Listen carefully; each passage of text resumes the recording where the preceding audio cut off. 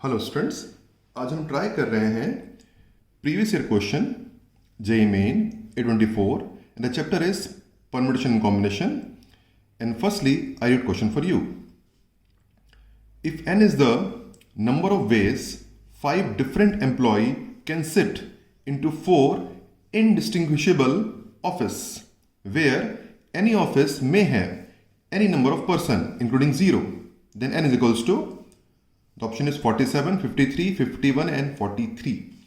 तो फर्स्टली आप खुद से भी ट्राई कर सकते हैं बिना हिंट लिए, और एनीवे आप चाहे तो एक हिंट भी ले सकते हैं. हिंट में एक्चुअली मैं बस आपको एक थोड़ा मैं आपको हिंट दे रहा हूँ, है ना. हिंट में बस ये हिंट कुछ स्पेसिफिक कुछ खास नहीं, बस मैं कुछ ना समझा दे रहा हूँ अपने इन माई ओन वर्ड्स. तो हिंट में बस मैं आपको थोड़ा क्वेश्चन समझा दे रहा हूँ कि बेसिकली वो कहना क्या चाह रहे हैं. दैट इज हिंट कि भाई 5 डिफरेंट एम्प्लॉयज़ हैं और 4 ऑफिस में उनको डिस्ट्रीब्यूट करना है इस तरह से. तो मैं 4 प्लेस लेता हूँ, 4 प्लेस है और इस तरह. और यहाँ पे लिखा हुआ है कि भाई एनी ऑफिस में have any number of person including 0. तो 0 भी हो सकते हैं. अब ये हो सकता है भाई यहाँ पे 4 पर्सन चले जाएं, यहाँ कोई 1 पर्सन चला जाए, यहाँ पे कोई भी ना जाए, यहाँ पे कोई भी ना जाए. ये केस हो सकता है ना.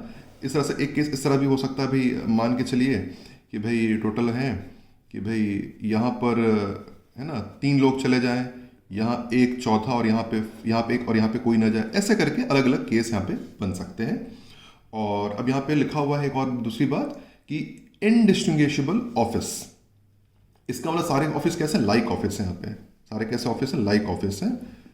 अगर लाइक ऑफिस का मतलब ये कि आपको यहाँ पे सेलेक्ट करना है, अरेंज नहीं करना. अगर ये तो मतलब सारे ऑफिस एक जैसे हैं. आप ये नहीं कह सकते ये ठीक है कि भाई ये ऑफिस एक्स है, ये वाई है, ये जेड है, ये डब्ल्यू. ऐसा नहीं है. सारे ऑफिस एक ही जैसे हैं, all are the same office. ठीक है. तो यहाँ पे जो लिखा हुआ है इनडिस्टिंग्विशेबल, इसका मतलब सारे कैसे लाइक ऑफिस हैं, एक जैसे ऑफिस है. ठीक है. तो आपको इसका मतलब यहाँ पे अरेंजमेंट की जरूरत नहीं है. आप सेलेक्ट करेंगे तो आपका काम बन जाएगा. अगर क्वेश्चन यहाँ पे होता डिफरेंट ऑफिस या फिर डिस्टिंग्विशेबल ऑफिस तो हम अरेंज भी करते. एनीवे, तो आप इसको लाइक ऑफिस लेके क्वेश्चन को सॉल्व कर सकते हैं. तो सबसे पहले हम प्रॉपर्टी देखते हैं जिस प्रॉपर्टी को हम यूज कर क्वेश्चन सॉल्व कर रहे हैं. The property is here. N different object to be selected in some groups like n1, n2, n3 etcetera where n1 plus n2 plus n3 is n. तो ये जो n ऑब्जेक्ट्स हैं इनको हम डिस्ट्रीब्यूट कर रहे हैं. सपोज यहाँ पे 3 प्लेस हैं, लेट समझाने के लिए 3 प्लेस रखा है मैंने. n1, n2, n3 में डिस्ट्रीब्यूट कर दिया मैंने. तो इनका सम जो होगा n1 plus n2 plus n3 कितना होगा, n होगा. तो जो नंबर ऑफ सिलेक्शंस होते हैं वो होते हैं n factorial divided by n factorial into n2 factorial into n3 factorial. ये नंबर ऑफ सिलेक्शन होता है जो यहाँ पे लिखा हुआ है. इन केस ऑफ अरेंजमेंट इसे मल्टीप्लाई करना पड़ेगा 3 फैक्टोरियल से, अगर क्योंकि यहाँ पे 3 ग्रुप है 1 2 3. लेकिन in this question it is not needed. जो हमारा क्वेश्चन उसमें इसकी जरूरत नहीं पड़ेगी क्योंकि जो ऑफिस है वो कैसे दिए हमें इनडिस्टिंग्विशेबल ऑफिस दिए हुए हैं, लाइक ऑफिस. अगर क्वेश्चन में ऐसा देता कि ऑफिस आर डिफरेंट तो हमें इसकी जरूरत पड़ती. फिलहाल हमारा काम इसमें बन जाएगा नंबर ऑफ सिलेक्शन में, इसकी जरूरत नहीं पड़ेगी. हाँ याद रखें, अगर क्वेश्चन में ऐसा होता कि ऑफिस आर डिफरेंट तो इसकी जरूरत हमें पड़ती. एनीवे हमारा काम सिलेक्शन में हो जाएगा. तो चलिए क्वेश्चन को फर्दर सॉल्व करते हैं. चलिए स्टार्ट करते हैं. Some possible selection of 5 person in 4 groups, that's क्योंकि 4 ऑफिस दिए हैं, मे बी लाइक मैंने कुछ ग्रुप्स बनाए हुए हैं 5 0 0 0 4 1 0 0. इसका मतलब क्या हुआ कि एक ऑफिस में 5 गए, बाकी किसी ऑफिस में कोई भी नहीं गया हुआ है. 4 1 0 0 का मतलब हुआ ऑफकोर्स फर्स्ट ऑफिस में 4 है, सेकंड ऑफिस में 1 है, बाकी थर्ड फोर्थ में कोई नहीं गया, एंड सो ऑन.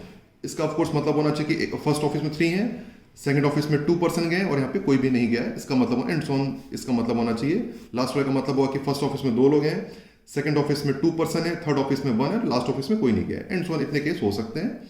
तो हम निकालते हैं नंबर ऑफ वेज, निकालते हैं 1 बाई 1 एक एक करके 1 बाई 1. पहले की बात करते हैं.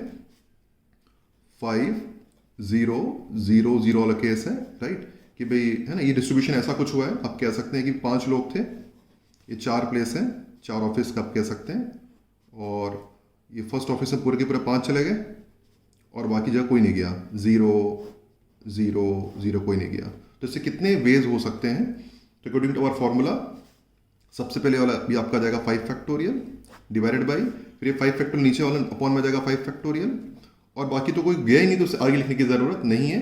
तो बस ये आंसर हो जाएगा 5 फैक्टोरियल अपॉन 5 फैक्टोरियल, मतलब आंसर हो जाएगा 1 वे. केवल एक ही तरीका हो सकता है, एक ही सिलेक्शन तरीका आपका एक ही इन ओनली सिंगल वे 1 वे हो सकता है केवल इसका. ठीक है। सेकंड की बात करते हैं।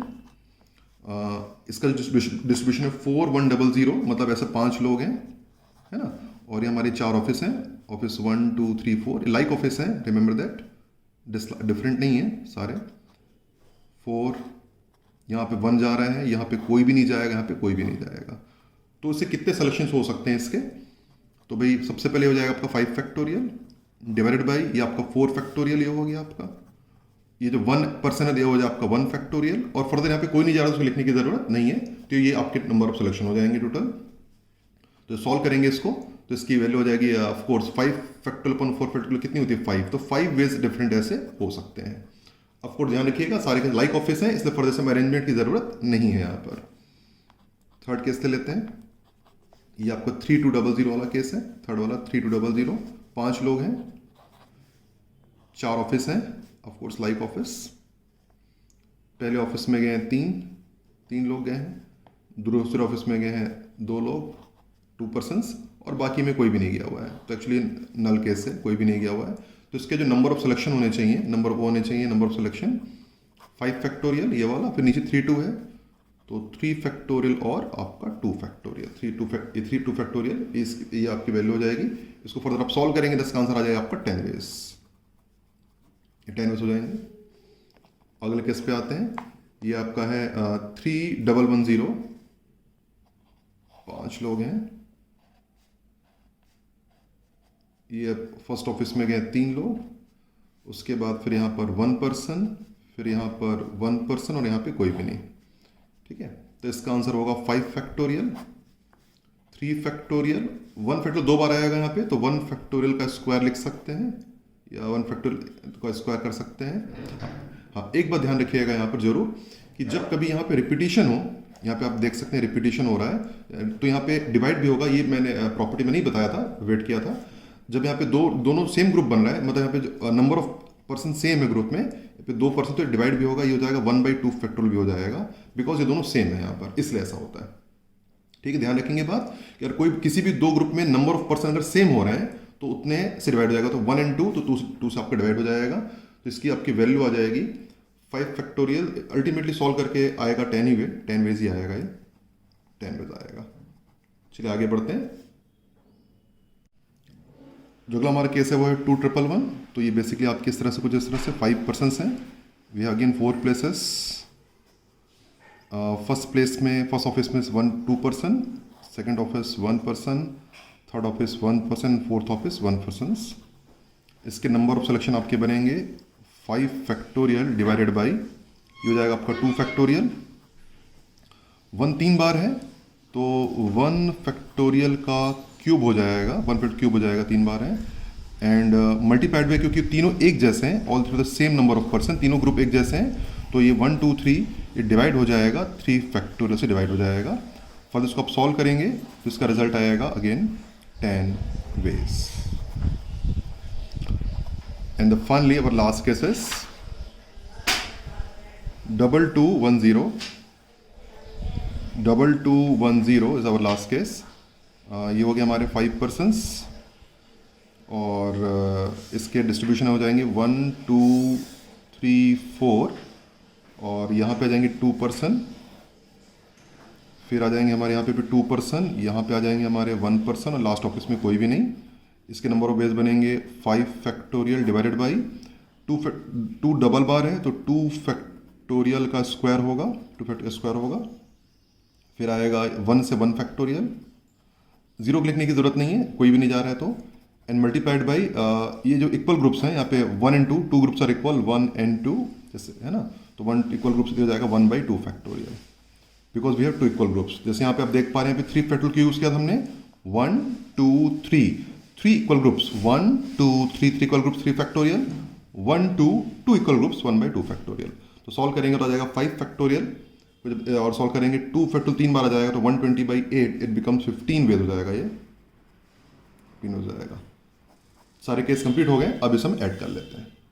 And finally we add all the cases. The first answer is 1 5 10 10 10 15, सबको ऐड करेंगे सारे केसेस को, तो ये ऐड हो जाएगा 30 एंड 20 50 + 1 51 डिफरेंट वेज हो सकते हैं या 51 आप कह सकते हैं 51 सेलेक्शंस हो सकते हैं, 51 देयर सेलेक्शंस आर पॉसिबल।